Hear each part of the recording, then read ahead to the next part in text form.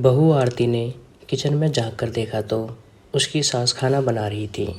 तो बहू ने अपनी सास को आवाज़ देते हुए कहा, क्या खाना बन गया? खाना बन गया हो तो मेरे कमरे में ले आना। सास ने बहू को पलट कर देखा, फिर कहने लगी, खाना बन गया है बेटा, बस थोड़ी देर में लेकर आती हूँ, जल्दी से ले आइए। कहकर बहू अपने कमरे में चली गई। सासू माँ थाली में खाना लगाने लगी और लगा करके बहू के कमरे में गई। बहू खाना खाने लगी तो सास खड़ी हो गई। तो बहू बोली, अब खाना भी खाने दोगी या इधर ही खड़ी रहोगी? जाकर बाकी का काम भी कर लो।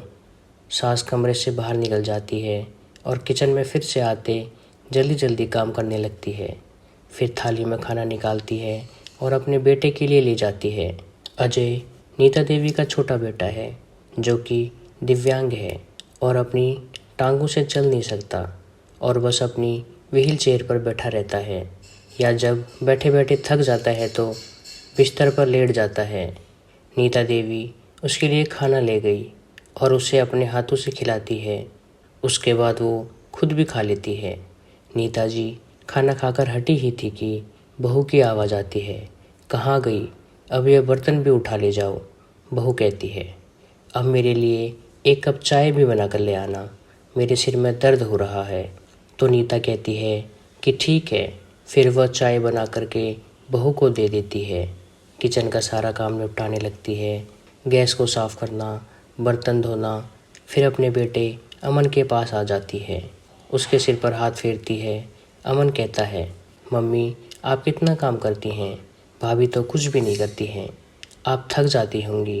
नीता देवी थके गले से बोलती है, हाँ बेटा, बुरा नसीब है तो क्या कर सकते हैं, जब तक जीवन जीना है तो काम करना ही है। अंदर बहू ये सब सुन लेती है और जाकर अमन को थप्पड़ जड़ देती है। नीता जी रोने लगती है। तो बहू कहती है, अगर जवान को बंद नहीं रख सकते तो मुझसे बुरा कोई नहीं होगा। तभी उसका पति बाहर निकल कर आता है और ससुर चंद्रभूषण भी आ जाते हैं। आरती उनकी तरफ इशारा करते हुए चुप रहने को बोलती है और दौड़ी पानी लेकर आती है।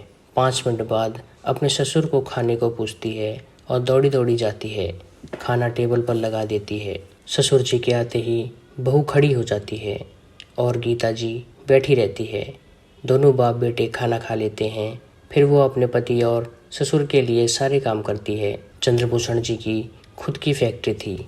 बड़े बेटे को पढ़ाई के बाद अपने साथ ही बिजनेस में लगा लिया था, जबकि छोटा बेटा था वह घर पर ही रहता था। चंद्रशेखर जी एक सामाजिक और अच्छे व्यक्ति थे। बाहर से जितने कठोर थे उतने ही हृदय से कोमल थे। जब उनकी शादी हुई थी तो उनकी एक छोटी सी दुकान थी। धीरे धीरे उन्होंने बहुत बड़ी फैक्ट्री बना ली। वो बहुत ही दयालु प्रवृत्ति के थे और हमेशा दूसरों की मदद के लिए आगे रहते थे, किंतु जल्दी ही किसी पर विश्वास नहीं करते थे। इसलिए आर्थिक स्थिति होने के कारण भी अपने घर में किसी नौकर को नहीं रखते थे। नीता देवी जी भी अपने पति का हर कदम, हर सुख दुख में उनका साथ देती थी। इसी कारण वो अपनी पत्नी से बहुत प्रेम करते थे। नीता देवी एक पढ़ी लिखी परंतु सीधी सादी घरेलू महिला थी। झूठ, फरेब, छल, कपट, लालच करना, यह सब उन्हें दूर दूर तक नहीं आता था। बस अपने काम में लगी रहती थी और अमन पर तो जान निछावर करती थी। चंद्रभूषण जी अपने दोनों बेटों से बहुत प्रेम करते थे, परंतु दोनों में से ज़्यादा प्यार अमन को करते थे।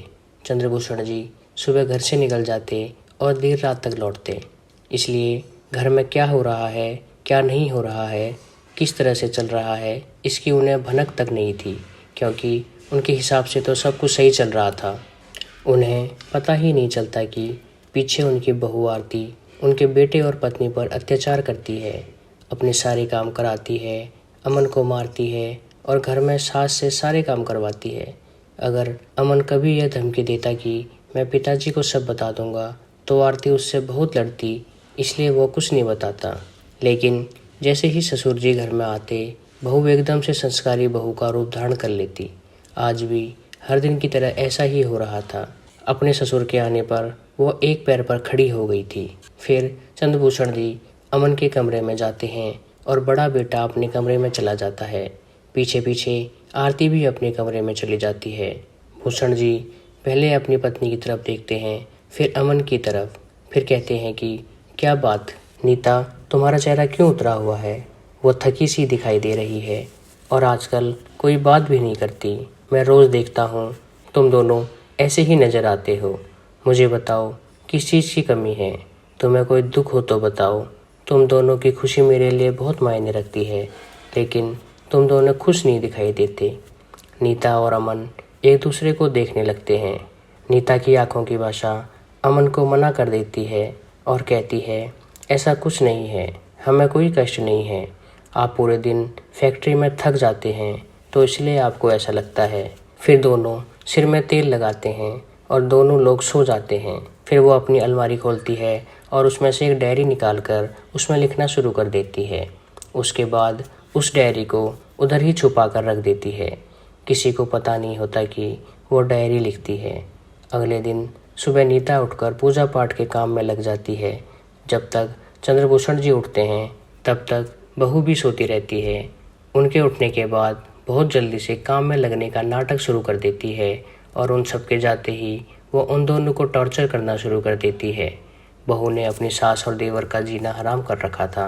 उसका अत्याचार दिन ब दिन बढ़ता ही जा रहा था। एक दिन नीता को रोटी बनाने में देरी हो गई तो बहू ने सास का हाथ गर्म तवे पर रख दिया। नीता जी की चीख निकल गई।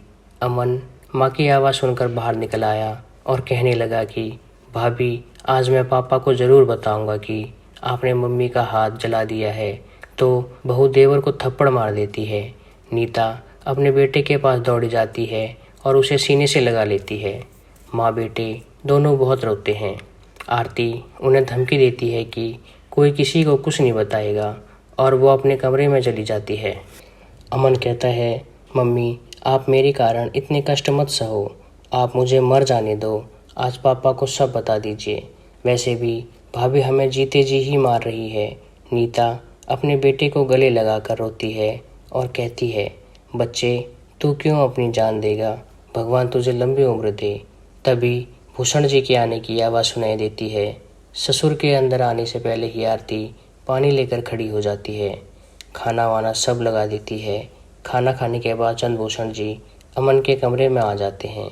कमरे में आने पर चंद्रभूषण जी की नज़र नीता देवी पर पड़ती है तो उनके जले हुए हाथ देखते हैं और अमन के सर पर पड़ती है तो वो एकदम से चौंक जाते हैं और पूछते हैं, ये सब कैसे हुआ?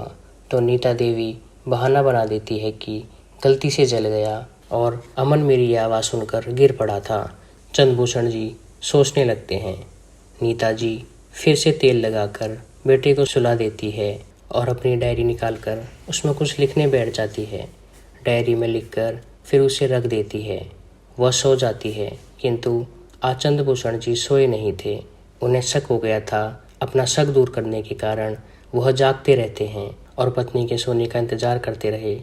पत्नी के सोते ही चंद्रभूषण जी उठे और 1-2 मिनट तक सोचने के बाद अलमारी के नीचे की तरफ रैक बनी हुई थी, उसमें हाथ डाल के एक डायरी निकाली। उस पर लिखा था, मेरी ज़िंदगी का सफ़र। आज मेरे पापा मेरे लिए साइकिल लेकर आए। आज मैं बहुत खुश हूँ। चंद्रभूषण जी के चेहरे पर मुस्कान आई। उन्हें आगे पढ़ने की इच्छा हुई तो जल्दी से ज़मीन पर ही बैठ गए। आराम से डायरी पढ़ने लगे। उस डायरी में नीता जी ने अपनी जीवन के अच्छे बुरे सारे अनुभव लिखे हुए थे। नीता जी को बचपन से डायरी लिखने का शौक़ था। उन्होंने चंद्रभूषण जी को इस बारे में बताया भी नहीं था क्योंकि उन्हें पसंद नहीं था डायरी लिखना, किंतु उन्हें इतना मालूम नहीं था कि नीता को डायरी में लिखने का इतना उत्साह था। फिर वो तेज़ तेज़ पन्ने पलटते रहे और पढ़ते रहे। बचपन की यादें पढ़ पढ़ कर मुस्कुराते रहे। फिर अपने नाम का जिक्र पढ़ा तो बहुत खुश हुए। आज बड़े बेटे की शादी का दिन है।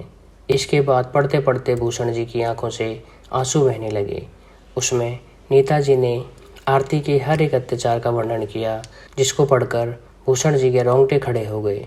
उनकी आंखों से बराबर आंसू निकल रहे थे। आज बहू ने मेरा हाथ गर्म तवे पर रख दिया और मेरे बच्चे के सिर पर भी दे मारा। हमारी सहायता करो। चंद्रभूषण जी अपनी पत्नी और बेटे से इतने प्यार करते थे और उनके साथ इतना अत्याचार हो रहा था, इस बात की मुझे भनक तक नहीं थी। इस बात को सोचकर वो बहुत पछता रहे थे। फिर उन्होंने डायरी को वापस उसी जगह पर रख दिया और अपनी पत्नी के पास बैठ गई।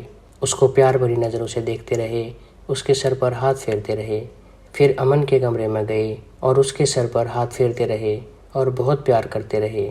अब उनकी आंखों में गुस्से की ज्वाला दिख रही थी, किंतु उन्होंने अपनी ज्वाला को ठंडा किया और समझदारी से काम लिया। पूरी रात में 1 घंटा मुश्किल से सोए होंगे। सुबह उठे तो बड़े बेटे से बोले, बेटा आज फैक्ट्री की छुट्टी है और मेरी भी तबीयत ठीक नहीं है। आज मैं कहीं बाहर नहीं जा सकता हूँ। ऐसा कर, बहू को लेकर तू ही कहीं घूम के आ। बेटा, बहू को तो मौका चाहिए था। यह सुनते ही मानो मन में लड्डू फूटने लगे थे। दोनों जल्दी तैयार हुए और निकल गए। चंद्रभूषण जी ने अपनी पत्नी के हाथ पर बहुत सारे रुपए रखकर बोले, यह लो, तुम शॉपिंग कर आओ। जो लाना है दिल खोल कर लाओ और अपनी सहेली शीलू को भी लेकर जाओ। किंतु नीता जी मना कर रही थी। फिर भी उन्होंने ज़बरदस्ती भेज दिया। घर के सब सदस्यों को बाहर भेज दिया और अमन को एक दिन के लिए उसकी मौसी के घर भेज दिया। और बहुत कम समय में जल्दी जल्दी घर में बहुत सारे सीक्रेट कैमरे लगवा देते हैं। शाम तक सब वापस आ जाते हैं और अमन भी आ जाता है। चंद्रभूषण जी अपने और नीता देवी के लिए खाना बाहर से ऑर्डर कर देते हैं और वो तीनों भी खाना खा लेते हैं और रोज़ की तरह सब अपने अपने कमरे में आकर सो जाते हैं। अगले दिन से घर जाते ही आरती का अपनी असली रूप में आ जाती है और देवर पर प्रतिदिन की तरह अत्याचार करना शुरू कर देती है और वह सब कैमरे में रिकॉर्ड हो जाता है। आरती, नीता देवी और तीनों को इस बारे में कोई खबर नहीं थी। आरती इस बात से बेखबर अत्याचार करती रही। सब कुछ कैमरे में रिकॉर्ड हो रहा था। अभी तक तो चंद्रभूषण जी ने अपनी पत्नी की डायरी ही पढ़ी थी, तो उनके अंदर इतना गुस्सा था। जब अपनी आंखों से देखा तो उनका गुस्सा 7वें आसमान पर था। जब सब कुछ कैमरे में रिकॉर्ड हो गया तो चंद्रभूषण जी पुलिस स्टेशन पहुंच गए और पुलिस से इस पर कड़ी कार्रवाई करने को कहा, ताकि आगे से कोई भी बहू अपनी सास से छोटे नंद या देवर पर कोई अत्याचार न कर सके। और घर आ गए। कुछ समय के बाद लेडी पुलिस आकर आरती के हाथों में हथकड़ी डाल देती है। आरती चौंक जाती है और पूछती है, मैंने किया क्या है, किस वजह से मेरे हाथों में हथकड़ी डाली है। चंद्रभूषण जी घर आकर टीवी पर वो कैमरे की रिकॉर्डिंग चला देते हैं जिसमें आरती अपनी सास और दिव्यांग देवर पर अत्याचार कर रही होती है। उसको देखकर आरती की रूह कांप जाती है और नीता देवी के तो होश उड़ जाते हैं। कार्तिक को अपनी पत्नी के लिए दया आ जाती है तो अपने पिताजी को कहता है, पिताजी ये सब क्या है, क्या ड्रामा है, आप घर की बहू को इस तरह से बदनाम कर रहे हैं। चंद्रभूषण जी कान के नीचे खींच कर 2 मारते हैं। तभी वहाँ पर वकील आ जाता है। उन्होंने पुलिस स्टेशन से ही फ़ोन कर दिया था। मैं अपनी पत्नी और बेटे पर हुए अत्याचार का बदला खुद ले सकता था, पर मैंने कानून को अपने हाथ में लेने की बेवकूफ़ी नहीं की। मेरी पत्नी और बच्चों का क्या होगा, इसलिए मैंने तेरी घटिया पत्नी को पुलिस के हवाले करना ही सही समझा। इसने मेरी जान से ज़्यादा प्यारी पत्नी और बेटे के साथ जो किया, उसके बदले में इसका गला भी दबा सकता था, लेकिन मैंने ठंडे दिमाग से काम लिया और घर में मैंने कैमरा लगवा दिए। मेरी पत्नी नीता और अमन को जान से मारने की धमकी देती थी। अब तुझे कानून से बचाने के लिए समय, पैसा और जीवन सब चाहिए होगा। अब सड़ना पूरी ज़िंदगी तू जेल में। यह सुनकर आरती और कार्तिक रोने लगे। कार्तिक कहता है, पिताजी अत्याचार आरती ने किया है, मैंने नहीं। आप इससे ही जेल भेज दो, मुझे अपने साथ रखो, मैंने तो कुछ नहीं किया। आरती अपने किए पर शर्मिंदा थी। वो माफ़ी मांगती रही, किंतु उसे माफ़ी नहीं मिली।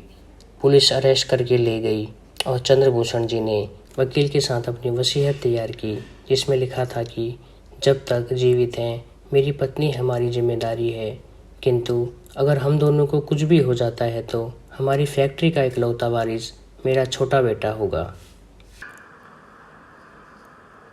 अधिक वीडियोस के लिए चैनल को सब्सक्राइब और शेयर करें। धन्यवाद।